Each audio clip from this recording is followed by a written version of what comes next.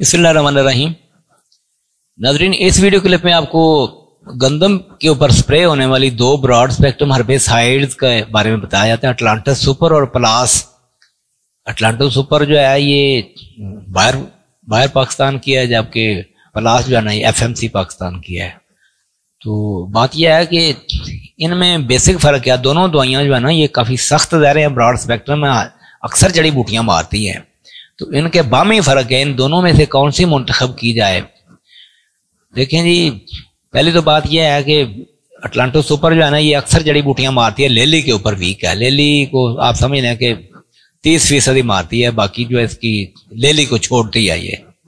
जबकि पलास जो है ये छतरी दो तक नहीं मारती, थोड़ी सी बड़ी हो जाए ना दुम्बी सिट्टी के ऊपर वीक हो जाती है। तो सुरमचू घास या सलाई सिट्टी जो है उसके ऊपर भी वीक हो जाती है, वो 40 दिन का हो जाए ना फिर नहीं मारती। तो चांदनी बूटी नहीं मारती। इसी तरह शात्रा जो है ये थाल एरिया में बहुत होता है, शात्रा नहीं मारती ये पलास। तो सेफ्टी के हवाले से देखें, ये दोनों ऐसी हर्बिसाइड्स हैं कि सख्त हैं, जरा क्रॉप को जो है ना स्ट्रेस देती हैं।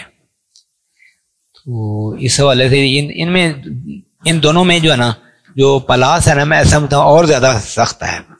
लेकिन इनके ये ऐसी चीजें हैं कि इनके बगैर गुजारा नहीं है। रेजिस्टेंस का मसाइल है, पैदा हो चुके हैं, एक्सीएल है, क्लोडीनाफा वगैरह जो है ना, अब वो पूरा काम नहीं करी दुम्बी सिटी के ऊपर। तो जब ये इनको प्रॉपर स्टेज के ऊपर स्प्रे किया जाता है ना तो ये पार कर जाए, रेजिस्टेंस को जो है ना ये पार कर जाती हैं दोनों ही। इस हवाले से तो दोनों ही अच्छी हैं। अब अगर किस किस्म की जमीन में ये ज्यादा बेहतर है, ये याद रखें कि रेतली और कलराठी जमीनों से बचना जरूरी है। दोनों जो है ना सिर्फ भारी मैरा और चिकनी जमीनों के लिए रिकमेंडेड है। अगर किसी वजह से हल्की मैरा जमीनों में या रेतली जमीनों में इस्तेमाल करनी पड़ जाए तो 1 एकड़ की जहर जो है ना ये 2 एकड़ पे स्प्रे करनी चाहिए। ये नहीं अटलांटिस सुपर भी 2 एकड़ पे करें तो कुछ सेफ्टी आ जाती है, वो डैमेज नहीं करती। बस ये ख्याल रखना है कि ज्यादा गीले वत्तर में स्प्रे ना हो जाए, थोड़े से वत्तर अच्छी तरह आ चुकी हो तब स्प्रे की जाए। तो इसकी मुनफरिद खूबी क्या है अटलांटिस सुपर की और पलास की? देखिए, इनकी मुनफरिद खूबी तो यही है कि ये जो है ना मज़ाहमत को जो दुम्बी सिट्टी में या बाज़ जड़ी बूटियां जो अड़ जाती हैं ना उनको ये मारती हैं, दोनों ही मारती हैं। ये टिलरिंग करवाती हैं। क्या करती हैं कि ऊपर से स्ट्रेस देती हैं। स्ट्रेस इतना सीवियर होता है कि बाद दफा डैमेज भी हो जाता है।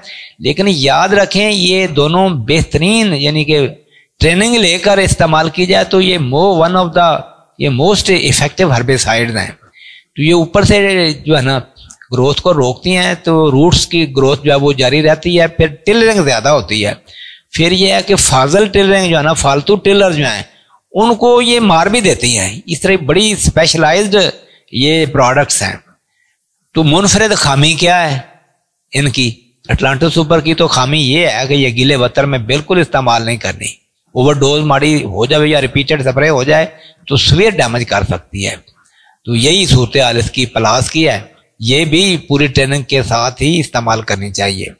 तो बेहतर इस्तेमाल कैसे मुमकिन है कि इनको अटलांटिस सुपर जो है ना इसको मुनासिब वत्तर में और हैवी साइल के राइस जोन की जमीनें जो है ना वो मैं समझता हूँ अटलांटिस सुपर के लिए जो है ना इसका बेहतरीन टारगेट है। सेंट्रल पंजाब में भी यही बेहतर है। तो थल एरिया या चोलिस्तान में जो है ना अटलांटिस सुपर इस्तेमाल करने से नुकसान हो सकता है। ऑलमोस्ट पायरक्सोलम जो है ना यानी पलास जो है ना इसका भी यही सूरत हाल है कि इनको याद रखें। एक चीज के एंड पे बात भी इनका खुलासा भी बयान कर देना चाहिए। एंड पे इनको जो नंबर दिए जाते हैं ना, जो कि मैंने इन दोनों के ऊपर रिसर्च किया है, तो अटलांटिस सुपर को मैं देखें अगर सेफ्टी के रिजर्वेशन ना हूं तो फिर तो एक्सीलेंट है। लेकिन बारकैफ को 90 नंबर दिए जाते हैं, इसके मुकाबले में प्लास को 82 नंबर दिए जाते हैं। तो गोया कि 8 नंबर इसके कम है। तो इसका क्या मतलब है कि रिस्क जो है ना वो प्लास में ज्यादा है, नुकसान का भी रिस्क ज्यादा है और कुछ जड़ी बूटियां मिस हो जाने का चांस जो है ना वो भी प्लास में ज्यादा है। बारकैफ दोनों की अपनी अभी जब अच्छी तरह ट्रेनिंग लेकर इस्तेमाल की जाए तो दोनों ही पैदावार में इजाफा करती हैं।